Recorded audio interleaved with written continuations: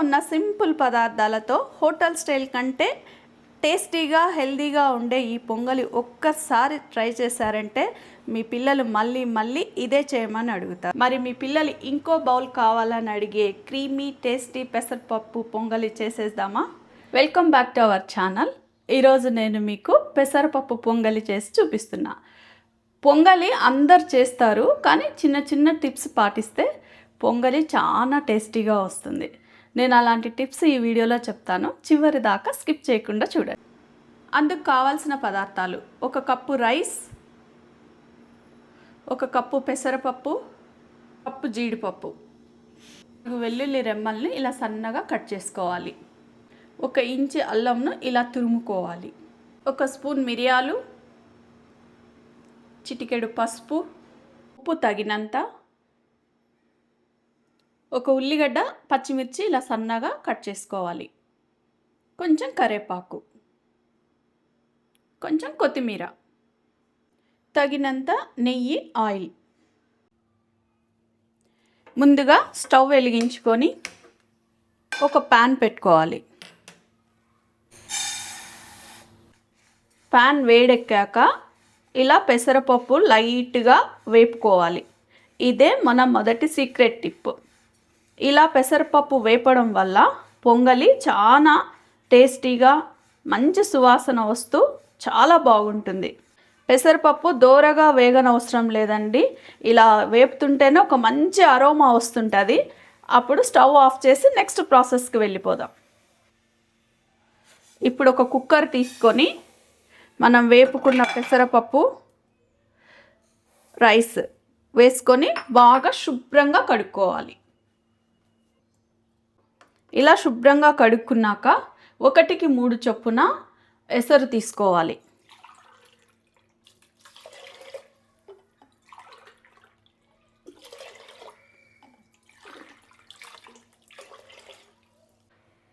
ఇలా కుక్కర్ మూత పెట్టుకొని మంట మీడియం ఫ్లేమ్లో 3 విజిల్స్ వచ్చేదాకా ఉడికించుకోవాలి.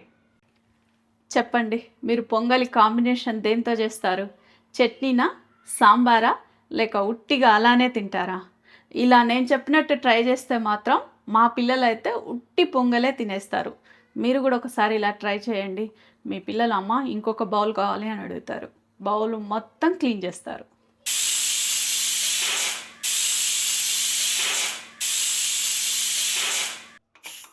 ఇప్పుడు ప్రెషర్ అంతా పోయిందా లేదా ఒకసారి చెక్ చేసుకొని మూత తీసుకోవాలి. ఇప్పుడు మనకు పొంగలి కన్సిస్టెన్సీ చూసుకొని తగినన్ని వేడి నీళ్ళు పోసుకొని గెంటతో ఇలా మెదుపుకోవాలి.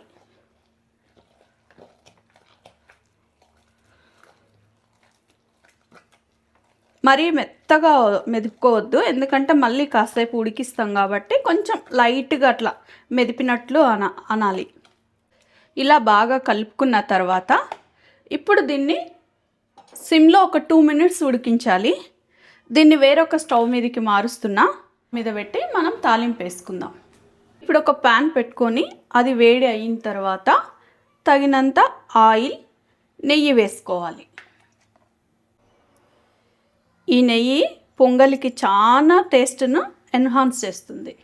ఇప్పుడు ఆయిల్ వేడెక్కాక 1 స్పూన్ తాలింపు గింజలు, సన్నగా కట్ చేసుకున్న ఆనియన్, పచ్చిమిర్చి, వెల్లుల్లి,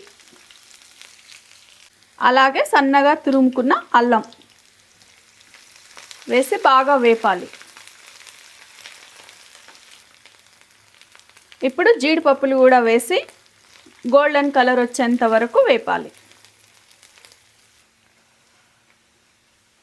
ఇలా జీడిపప్పు వేగాక కరివేపాకు కూడా వేసి కాసేపు వేపుకోవాలి. ఈ వేగిన తాలింపును పొంగల్లో వేసి వెంటనే మూత పెట్టాలి. ఈ స్టెప్ మాత్రం మర్చిపోవద్దు. మూత పెట్టి ఒక 2 మినిట్స్ ఉడికించాలి. ఇలా చేయడం వల్ల ఈ తాలింపు మొత్తం పొంగలికి పట్టి పొంగలి చాలా టేస్టీగా అరోమా మంచిగా వస్తుంది. ఇప్పుడు 2 మినిట్స్ అయిపోయింది. చివరగా కొత్తిమీర వేసి